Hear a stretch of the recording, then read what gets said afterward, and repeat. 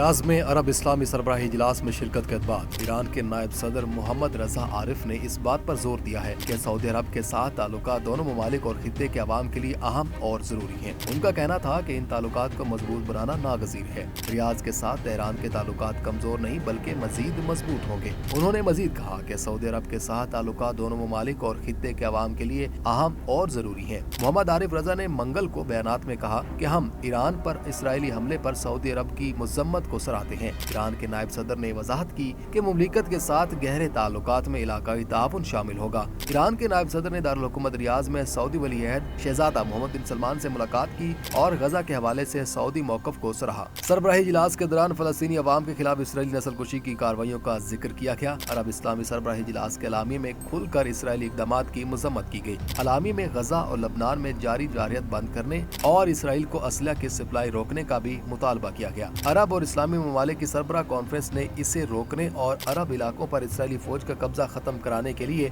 अमली इक़दाम का मुतालबा किया है, जो आलमी अमन के लिए बैनुल अक़वामी बरादरी की फौरी तवज्जो का मतकाजी है। अलामे में हक़ व इंसाफ पर मबनी ये मुतालबा भी किया गया है कि इसराइल को मगरबी असला की फराहमी रोकी जाए, जंगी जराइम के इर्तिकाब पर इसके खिलाफ मुकदमा चलाया जाए, अक़वाम मुत्तहिदा में इसकी रुकनियत मुअत्तल की जाए, मसले के दो रियासती हल को अमली शक्ल देकर फलस्तीन को अक़वाम मुत्तहिदा का रुकन बनाया जाए और आलमी सतह पर इस मसले की हकीकी आगाही के लिए मुहिम चलाई जाए। कॉन्फ्रेंस में 50 से जायद अरब और इस्लामी ममालिक के सरबराहों के अलावा अरब लीग और इस्लामी ताउन तंजीम OIC के नुमाइंदे भी शरीक हुए। वजीर आजम शहबाज शरीफ ने कॉन्फ्रेंस में पाकिस्तान की नुमाइंदगी करते हुए अपने खिताब में गजा और दूसरे शहरों में फलस्तीनियों की नस्लकुशी के लिए इसराइल के यकतरफा फिजाई और जमीनी हमलों से होने वाली तबाहकारियों का हवाला देते हुए फौरी जंगबंदी पर जोर दिया और कहा कि जंगज़दा इलाकों में भूख, अफलास और कहत ने डेरे डाल रखे हैं, जबकि इसराइल अक़वाम मुत्तहिदा और आलमी अदालत के फैसलों और दुनिया भर में होने वाले मुजाहिरों को नजरअंदाज करते हुए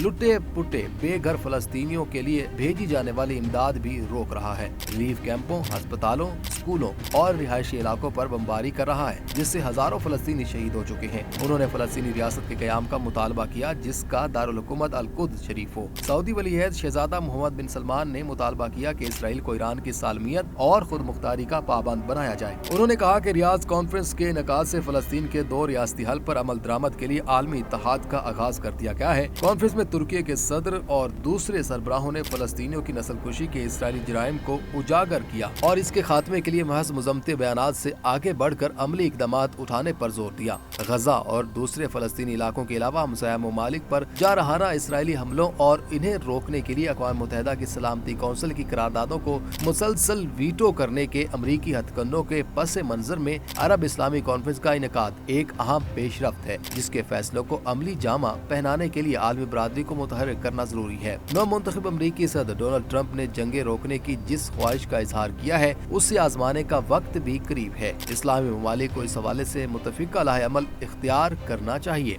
और फलस्तीनियों को इसराइल और इसकी सरपरस्त कुव्वतों के पंजा इस्तबदाद से निजात दिलाने के लिए अमली इक़दाम करने चाहिए। ये अमर मलहूज रहे कि रियाज में मुस्लिम सरबराह कॉन्फ्रेंस के दौरान भी इसराइल ने गजा और मगरबी किनारे पर हमले जारी रखे, जिनमें दर्जनों मजीद फलस्तीनी शहीद हो गए। ये इसराइल का इस्लामी मुल्कों के लिए एक वाज़ेह पैगाम था। रियाज कॉन्फ्रेंस के अलामिया पर मुकम्मल अमल दरामद इसका सही जवाब होगा।